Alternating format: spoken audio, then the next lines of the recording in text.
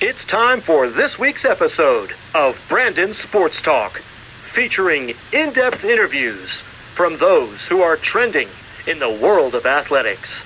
And now, here's the host of Brandon Sports Talk, Brandon Pate.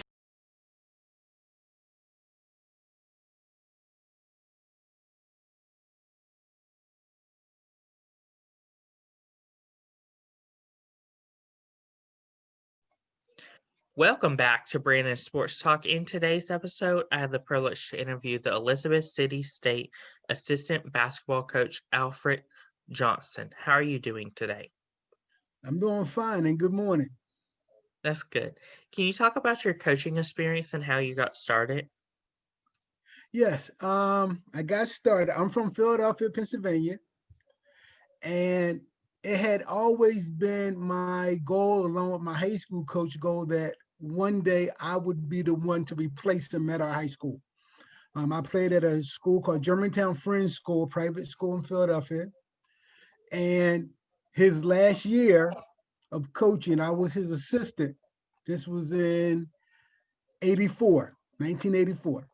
And the following year, when he stepped down, I became the varsity coach at Germantown Friends School. I was the varsity coach there from 85 to 90, and we had some good teams. Matter of fact, I'm the only person to win a championship there as a player and as a coach. Of the teams I had there, I had the great fortune of coaching a young man, Jonathan Haynes, who played at Temple one year, then transferred to Villanova and led them to the NIT championship with Kerry Kittles and Alvin Williams, among others. So that's how I got started. But as a high school coach, I always dreamt of coaching at the college level. In Pennsylvania, we have something called the Keystone State Games, which is like the Olympics of Pennsylvania. And I signed up to coach in it, and I took the college team.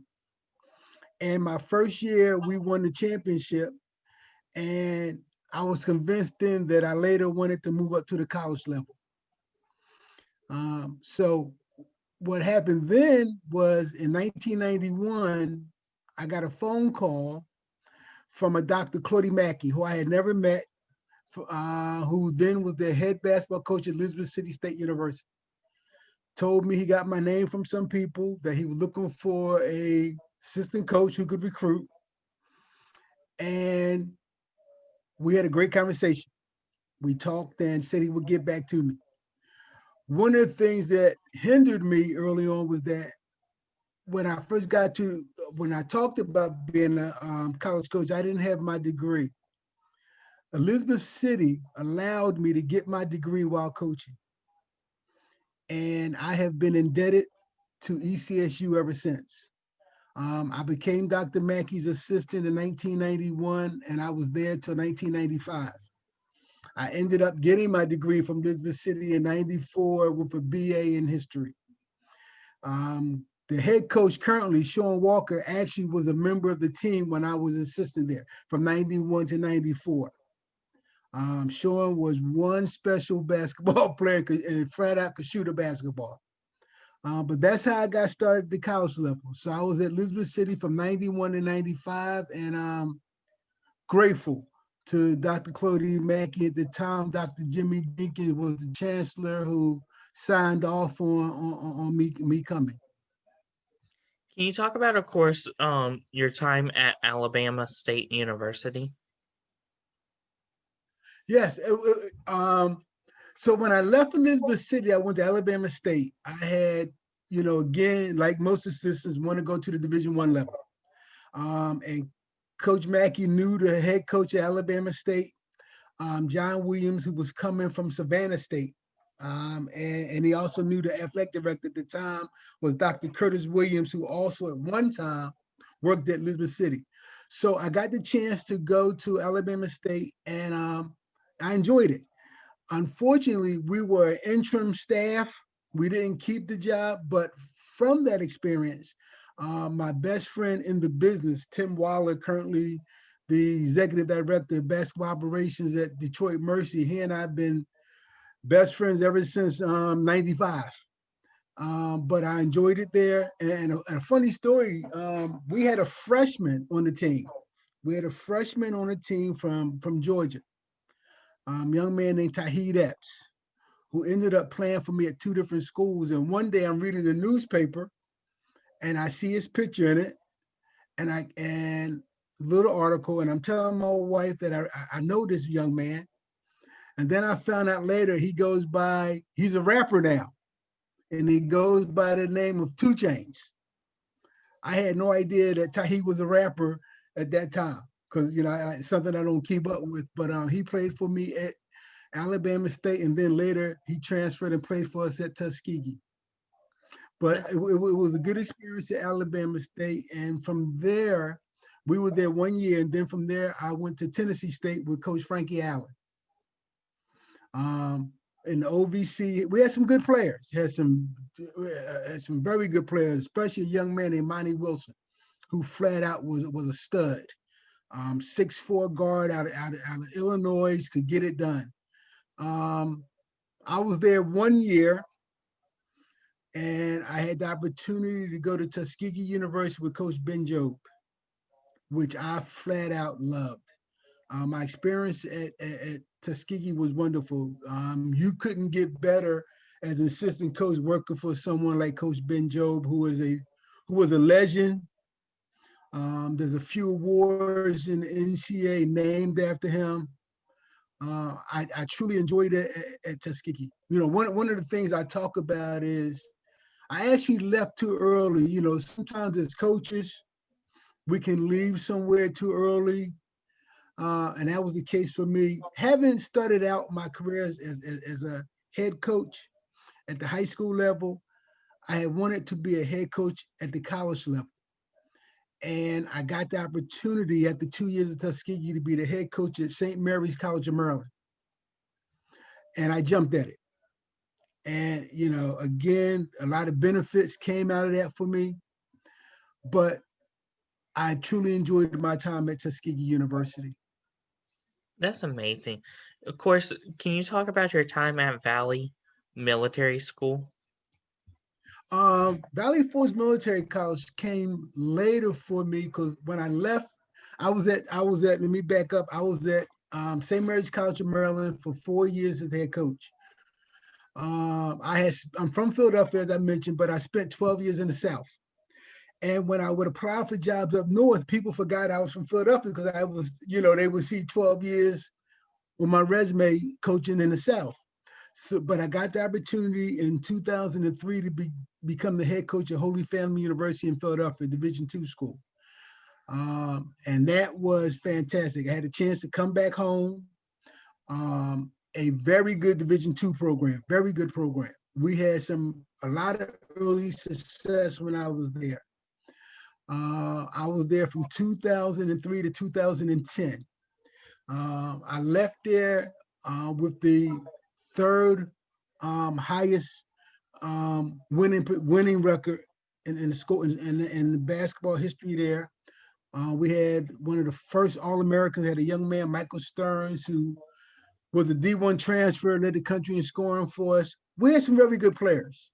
But in 2010, as in our business, we had two losing seasons late, my last 2 years, and my contract wasn't renewed. Again, part of our business. And I was out of coaching for a little bit. Rich Casey, who I had known from working the 76ers basketball camp, we did it for years together, got the AD job and head coaching job at Valley Forge Military College. So I went with him as his assistant for a year. And the following year, I got the head coaching job at Manor Junior College. And that was good. That was good. We had some real good success at Manor College. We had some good players. But after 2 years there, Rich decided to continue on just as the AD at Valley Forge, and he convinced me to come back and be the head coach there. So I spent 3 years as the head coach at Valley Forge Military College. And again, after 3 years there, I had the great opportunity to go back to Elizabeth City as Coach Walker's assistant, which I jumped at. Again, because I got my degree from Elizabeth City, because of what they did for me in terms of allowing me to get my degree while working there, it was a place I always wanted to go back to, and I jumped at the opportunity to be his assistant. Can you talk about, of course, transitioning from being there to going back to Elizabeth City, where you did get your degree from? Well, the transition was somewhat easy for me for several reasons. One, Coach Walker is someone who I've known, someone who I love as a person. I think he's a tremendous coach. So working with him was something that I jumped at.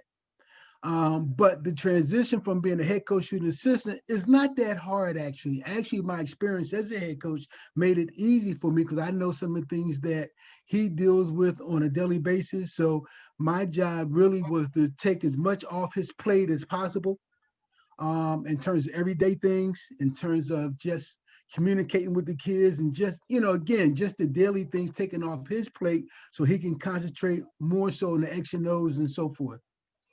Can you talk about, of course, what you've accomplished so far at Elizabeth City State? Well, again, I was there previously when I was there, 91 and 95. I recruited some of the better big men that the conference has ever seen. Matter of fact, when Coach Walker played for us, we were 6'7" at the point. He was our two guard at 6 feet. We were 6'7" at the 3, 7 feet, and 7'1" at the 4 and the 5. And we brought 6'9s and 6'8s and 6'10s off the bench. We had some very good teams. His senior year, that team went 24-6. Those were good accomplishments. Right now, we've been able to recruit a couple very good players. We have a couple Division I transfers coming in that's going to make life easier for us. As of right now, the conference has canceled all the games for this year. So our kids are some are taking classes on campus, some are taking them virtually, but we are anticipating one heck of a 2021-22 season based on the young men we recruited.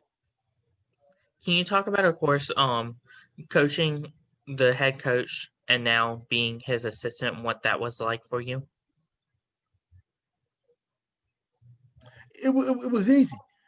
And I say easy in this sense. I think he is an extremely capable coach. He is a man of his word, and he's easy to get along with. So again, and I don't have an ego in that sense that, because I was a head coach, being an assistant again, I feel some kind of way. No. Again, like I said, I jumped at the opportunity to go back and be his assistant because, again, one, how I feel about him, but again, how I feel about the university as a whole. Can you talk about, of course, how you've helped the culture build a winning culture? Well, I think I've helped in the sense that I built a reputation from the first time I started coaching at the college level as a recruiter. I'm fair in terms of how I speak to and handle with the young men. Again, my thing is about education empowerment. We're recruiting our young men to first understand they're coming to school to get education. We're not producing NBA players and all that kind of stuff. We want to produce young men who become staples in their community. They become staples in their chosen academic field.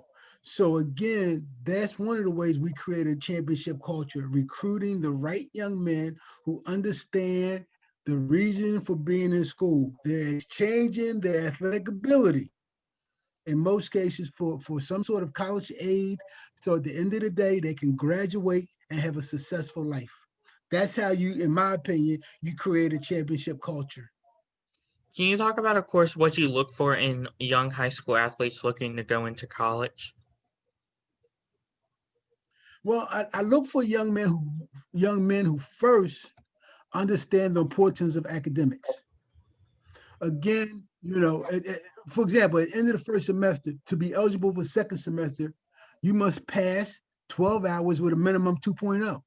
Well, if a young man don't understand that and he thinks it's, it's a joke, you just wasted all that time recruiting them. So again, we're recruiting young men who first want an academic education. We're recruiting young men naturally with talent in terms of being a basketball player. We're recruiting a young man that can take redirection, not someone who thinks they know everything because they don't. And we don't know everything as coaches. So we share with each other how we can help make them better, and they in turn can help make the team as a whole better. Those are things that we look for in terms of when we're recruiting. What advice would you give upcoming high school athletes looking to get into college?